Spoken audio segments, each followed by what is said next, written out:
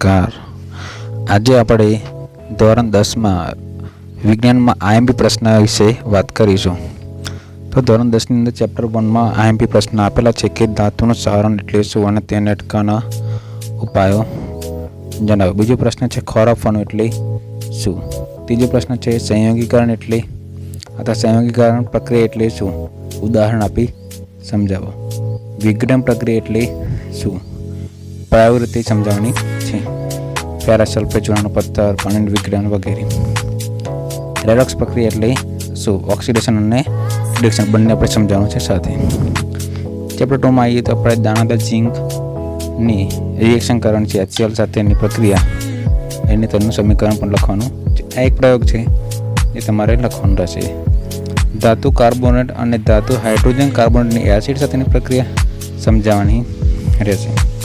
રોજિંદા જીવનનું પીએચનું મહત્વ, આ બહુ જ આઈએમપી પ્રશ્ન આવે છે, દરેક પૂછાતો રહેતો હોય છે।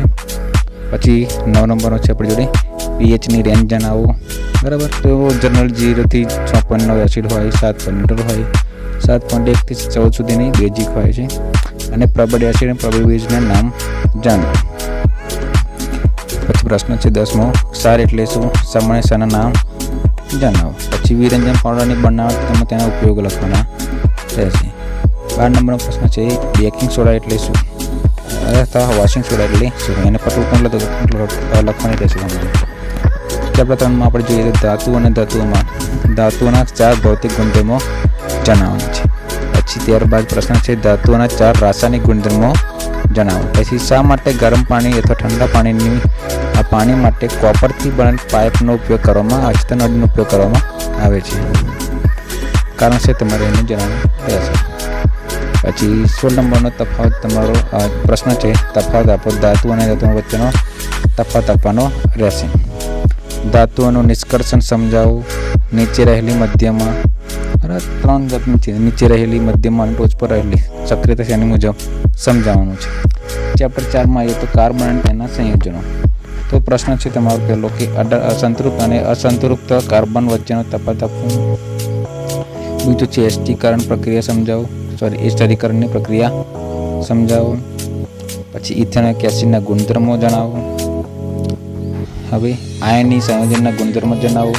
પછી ક્લાસ વર્કની અંદર જે પણ મિથેન વાળું કરાયું તમને ખબર હોય તો કે CH3 પછી CH2 બધું ચેન સાથે હતું, CH4 methane, CH3 CH3 ethane, CH3 CH2 CH3 propane, એ બધું તમારે જે ક્લાસમાં કરેલું હશે એનું નામ તમારે યાદ રાખવાના રહેશે। પછી એન બ્યુટેન કોને કહેવાય, તો CH3 CH2 CH2 CH3, એને શું કહેવાય છે, એન બ્યુટેન કહેવાય છે। કીટોનનું લખો તો તમારે લખવાનું બંને બાજુ કાર્બન હશે, વચ્ચે કોણ હશે, C ડબલ બોન્ડ ઓનું બોન્ડ ધરાવતું ફોર્મેશન હશે, કીટોન કહેવાય। એ રીતે આલ્ડીહાઇડ કોને કહેવાય, તો C ડબલ બોન્ડ એક કાર્બન સાથે હશે અને એક કોણ હશે, હાઇડ્રોજન સાથે, એને આલ્ડીહાઇડ કહેવાય।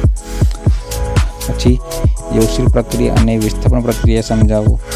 ઇથેનોલ અને ઇથેનોઇક એસિડના શા માટે રૂપાંતર માટે ઓક્સિડેશન પ્રક્રિયાનો ઉપયોગ થાય છે। ઇથેનોલના ગુણધર્મો જણાવો। ઇથેનોઇકના ગુણધર્મો જણાવો। મિસેલનું નિર્માણ સમજાવો અથવા સાબુ વડે કપડાં સાફ કરતા બનતી પ્રક્રિયા સમજાવો। ચેપ્ટર 5ની અંદર જુઓ તો સજીવ કેવી રીતે પોષણ મેળવે છે, પોષણ એટલે શું, ગ્લુકોઝ નિર્માણ કેવી રીતે થાય છે, ક્લોરોફિલ દ્વારા થતી પ્રક્રિયા લખવાની છે। પર્ણના આડછેદવાળી નામ નિર્દેશનવાળી આકૃતિ દોરો અને ખુલ્લા વાયુરંધ્ર અને બંધ વાયુરંધ્રની આકૃતિ દોરવાની રહેશે। પોષણના પ્રકાર જણાવો। પછી મનુષ્યમાં પોષણ કેવી રીતે થાય છે તે માનવનું પાચન તંત્ર સમજાવો આકૃતિ સાથે। પછી દાંતનો સડો કેવી રીતે થાય છે અથવા ક્ષારણ કેવી રીતે થાય છે। પછી શ્વસન એટલે શું, માનવ શ્વસન અને વનસ્પતિ શ્વસનનો તફાવત આપો। જારક શ્વસન અજારક શ્વસનનું સમજાવો અથવા એનો તફાવત આપો। ગ્લુકોઝનું વિઘટન સમજાવો। પછી હૃદયની આકૃતિ દોરવાની રહેશે તમારે। પછી ધમની અને શિરાનો તફાવત, નલિકા એટલે શું, રુધિરવાહિની, તરકકણો, શ્વેતકણો, લસિકાની બધી વ્યાખ્યાઓ પણ રહેશે। વનસ્પતિમાં વહન સમજાવો। વનસ્પતિક ઉત્સર્જન અને રેઝિન અથવા ગુંદર સમજાવો। વનસ્પતિમાં જે ઉત્સર્જન થતું રેઝિન અથવા ગુંદર સમજાવો। પછી મનુષ્યનું ઉત્સર્જન સમજાવો આકૃતિ 6. ચેપ્ટર 6 માં આવ્યો ચેતાતંત્ર એટલે શું આકૃતિ 6 સમજાવવાનું રહેશે. પરાવર્તી કમાન ક્રિયા એટલે શું માનવ મગજ આકૃતિ 6 સમજાવવાનું. અગ્ર મગજ, મધ્ય મગજ અને પશ્વ મગજ. પછી વનસ્પતિમાં પ્રકાશનું વર્તન અને ભૂઆવર્તન ટૂંકમાં સમજાવવાનું રહેશે. પછી વ્યાખ્યા પણ છે જલાનું વર્તન અને ભૂઆવર્તન. વનસ્પતિ અંતઃસ્રાવો એટલે શું માનવમાં અંતઃસ્રાવી ગ્રંથિઓ સમજાવો આકૃતિ. ચેપ્ટર 7 ની અંદર જો તો ડીએનએનું આખું નામ લખો. સજીવમાં ભિન્નતા જોવા મળે છે, શા માટે જોવા મળે છે તેના વિશે લખવાનું રહેશે. પ્રજનનની પદ્ધતિઓ લખો. ભાજન, અવખંડન, પુનર્જનન અને કલિકા સર્જન. આ પ્રજનનની પદ્ધતિઓ વનસ્પતિ માટેની છે. પછી વનસ્પતિ પ્રજનનની પદ્ધતિની રીત જણાવો. કલિકા, બીજાણુ નિર્માણ, જે આકૃતિવાળું છે ને સપુષ્પીવાળું એના વિશે લખવાનું છે. પછી લિંગી પ્રજનન એટલે શું સપુષ્પી વનસ્પતિમાં પ્રજનન આકૃતિ સમજાવવાનું રહેશે. પછી માનવ પ્રજનન અંગો સમજાવવાનું રહેશે આકૃતિ 6. જ્યારે અંડકોષનું ફલન થતું નથી તો શું થાય છે. પછી પ્રજનન દર ઘટાડવાના ઉપાયો જણાવો અથવા વસ્તી નિયંત્રણ ઘટાડવાના નિયંત્રણ અથવા વસ્તી નિયંત્રણ કેમનું કરવું એના વિશે માહિતી અમારે આપવાની રહેશે. એચઆઈવી રોગ અટકાવવાના ઉપાયો જણાવો. ચેપ્ટર 8 માં વાત કરીએ તો આનુવંશિકતા એટલે શું શા માટે જરૂરી છે. આનુવંશિકતાના લક્ષણો જણાવી અને નિયમો લખો. મેન્ડલનો પ્રયોગ લખો. પછી લિંગ નિશાન એટલે શું માનવમાં લિંગ નિશાનનું મહત્વ જણાવવું. ચેપ્ટર 9 માં તમે આવશો તો પ્રકાશનું પરાવર્તન એટલે શું આપાતકોણ, પરાવર્તન કોણ. પછી ગોળીય અરીસાનો ઉપયોગ લખો. બહિર્ગોળ અને અંતઃગોળ. શા માટે વાહનમાં સાઇડ મિરર તરીકે બહિર્ગોળ અરીસાનો ઉપયોગ થાય છે. પછી અરીસાનું સૂત્ર લખો. અને મોટાવણી એટલે શું સમજાવો. દાખલા મોટાવણીના 2-3 છે એ તમારે ગણવાના રહેશે. ઓપ્શનલ તરીકે તમારે દાખલા ના ફાવતા હોય તો દાખલાને સાઈડ પર આવતા છે એને જોતા નહીં. હવે પછી પ્રકાશનું વક્રીભાવના એટલે શું વક્રીભાવના કોને કહે છે સૂત્ર સાથે લખો. લેન્સનો પાવર સમજાવો અને તેનો એકમ જણાવો. ચેપ્ટર 10 માં આવીએ તો માનવ આંખની આકૃતિ દોરી તેના ભાગના નામ સમજાવવાના રહેશે. પછી સમક્ષમતા શું સમાવેશ ક્ષમતા કોને કહે છે તે લખવાનું છે. પછી દ્રષ્ટિની ખામીઓ જણાવી તેને દૂર કરવાની પદ્ધતિઓ લખો. દ્રષ્ટિની ખામી બધી તમારે લખવાની રહેશે અને પછી એને દૂર કરવાની પદ્ધતિ લખવાની રહેશે. પછી પ્રકાશનું વિભાજન સમજાવો. પ્રકાશનું પુનઃ સંયોજન સમજાવો. ટિન્ડલ અસર કોને કહે છે તે સમજાવો. સવારે અને સાંજે સૂર્ય લાલ રંગનો દેખાય છે કારણ આપી સમજાવો. ધરતી પરથી આકાશ ભૂરું દેખાય છે અને અંતરિક્ષમાં કાળું દેખાય છે કારણ આપી સમજાવો.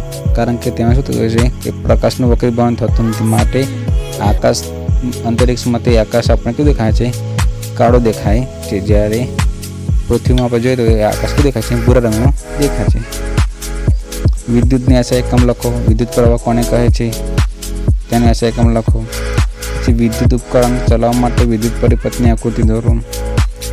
વિદ્યુત સ્થિતિમાનનો તફાવત જણાવો. તફાવત આપો એસી અને ડીસીનો. ઓમનો નિયમ સમજાવો સૂત્ર સાથે. સમાંતર જોડાણ, શ્રેણી જોડાણ સમજાવો તેનો તફાવત આપો.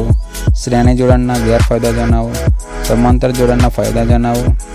વિદ્યુત પ્રવાહની તાપીય અસરો જણાવો. ઘરેલું વાયરિંગ દોરી સમજાવો અને તેના અર્થિંગનું મહત્વ સમજાવો. વિદ્યુત પાવર કોને કહે છે એટલે શું. ચેપ્ટર 12 માં વાત કરીએ તો ચુંબકીય ક્ષેત્ર કોને કહે છે આકૃતિ 6 જમણા હાથના અંગૂઠાનો નિયમ જણાવો. આકૃતિ 6 વર્તુળાકાર લૂપમાંથી વહેતા પ્રવાહ વડે ઉદ્ભવતું ચુંબકીય ક્ષેત્ર સમજાવો. સોલેનોઇડ એટલે શું આકૃતિ 6 સમજાવો અને તેનો ઉપયોગ જણાવો. ચુંબકીય ક્ષેત્ર દ્વારા વિદ્યુત પ્રવાહ આધારિત વાહક પર લાગતું બળનો પ્રયોગ દ્વારા સમજાવો. પ્લમ્બિંગના ડાબા હાથનો નિયમ સમજાવો. ઘરેલું વિદ્યુત પરિપથ રેખાચિત્ર દોરો. પછી ફ્યુઝનો ઉપયોગ જણાવો અને શા માટે ફ્યુઝ તાર પીગળી જાય છે. વિદ્યુત શોર્ટ સર્કિટ ક્યારે થાય એને અટકાવવા શું કરવું જોઈએ. ચેપ્ટર નંબર 13 નિર્વસન તંત્ર એટલે શું તેના ઘટકો લખો. આહાર જાળ કોને કહે છે. આહાર શૃંખલા કોને કહે છે અને આહાર શૃંખલાના પોષક સ્તરો જણાવો. જૈવિક વિશેષણોને સમજાવો. જો આપણે એક પોષક તત્વના બધા જ સભ્યોને દૂર કરી નાખીશું તો શું થશે. કચરા નિકાલ માટે તમે શું યોગદાન આપી શકો છો. તો કુલ 105 જેવા પ્રશ્નો થાય છે. દરેક ચેપ્ટરમાંથી આપણે આઈએમપી પ્રશ્ન કાઢેલા છે. તો 105 પ્રશ્ન તમે તૈયારી કરીને જશો બોર્ડની અંદર તો તમે 50 થી 60 માર્ક્સ આરામથી કવર કરી શકશો. Thank you.